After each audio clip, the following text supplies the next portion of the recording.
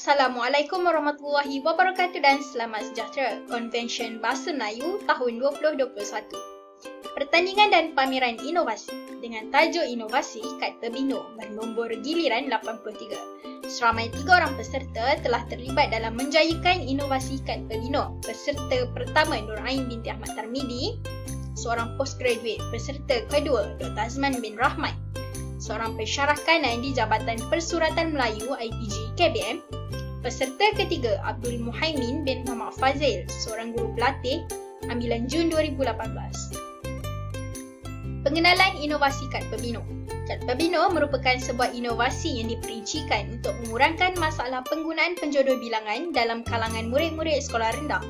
Bertujuan memperbaiki kelemahan murid menguasai kemahiran penggunaan penjodoh bilangan, buah, biji, bilah, cari cubit, ekor gugus helai, jambak kaki keping, ketul kuntum lembar, naskah pasang rumpun, sikat tandan dan titik. Dokumen standard kurikulum dan pentaksiran tahun 5, standard pembelajaran 5.1.1, memahami dan menggunakan kata nama mengikut konteks tidak formal iaitu kata nama am, kata nama khas, kata ganti nama dan penjodoh bilangan digunakan. Penghasilan inovasi Kad Pebino ini merupakan adaptasi daripada Kad Uno dan Kad Happy Family. Pernyataan masalah. Pertama, murid tidak menguasai penjodoh bilangan buah, biji, bilah, cari cubit, ekor, gugus helai, jambak, kaki keping ketul, kuntum lembar naskah, pasang rumpun sikat, tandan dan titik. Terutamanya murid tahun 5. Murid tidak mampu membezakan penggunaan yang tepat dalam penjodoh bilangan buah dan biji, gugus dan jambak, tangkai dan kuntum, lembar dan helai, serta sikat dan tandan. Ketiga, murid bosan belajar penjodoh bilangan kerana sukar untuk mengingat. Rasional penghasilan Kad Pebino ini, pertamanya, meningkatkan pengetahuan murid tentang penjodoh bilangan, mengelakkan kekeliruan penggunaan penjodoh bilangan, suasana pembelajaran yang menyeronokkan, penglibatan murid secara menyeluruh dalam sesi PDP dan meningkatkan minat murid terhadap mata pelajaran Bahasa Melayu. Implikasi inovasi Kad Pebino ini terhadap kumpulan sasaran iaitu murid tahap 2. Pertama, dapat mengenal penjodoh bilangan dan mengetahui cara penggunaannya dengan betul. Seterusnya, murid-murid dapat menulis karangan dengan baik dan lancar apabila berjaya menguasai penggunaan penjodoh bilangan ini.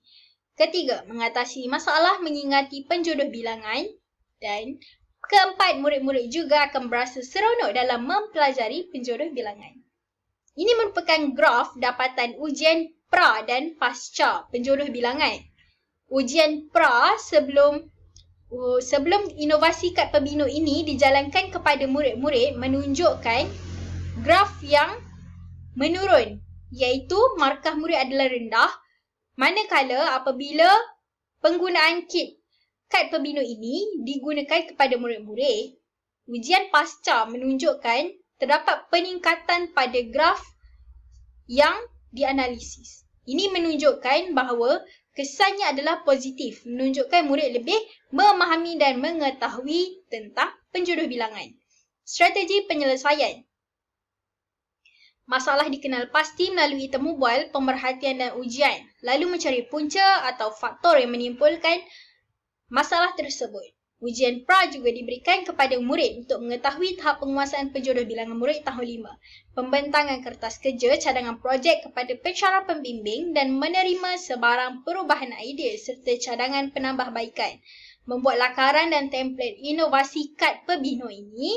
Seterusnya, prototip inovasi yang telah disiapkan diujikan kepada murid. Membuat penambahan terhadap prototip inovasi selepas pengujian. Kemudian inovasi yang telah sempurna akan diuji semula kepada murid. Beberapa murid daripada kelas lain juga telah diambil untuk menguji keberkesanan permainan Kad Pebino tersebut. Dan terakhir, video juga direkod sepanjang pelaksanaan tersebut sebagai bukti dan pelaporan inovasi yang dibuat. Peluasan atau komersial inovasi Kad Pebino ini. Pertama, inovasi ini semestinya akan menjimatkan masa dan wang. Kedua, permainan kad dengan unsur digital diadakan atas talian yang memudahkan ianya diakses dengan hanya menggunakan internet. Ketiga, mudah dibawa ke mana-mana. Yang keempat, mudah diperolehi dalam jumlah yang banyak. Ini merupakan gambar-gambar penghasilan inovasi kad Pebino. Adaptasi permainan kad Uno dan kad Happy Family. Seterusnya akan lihat kepada video penggunaan inovasi kad Pebino.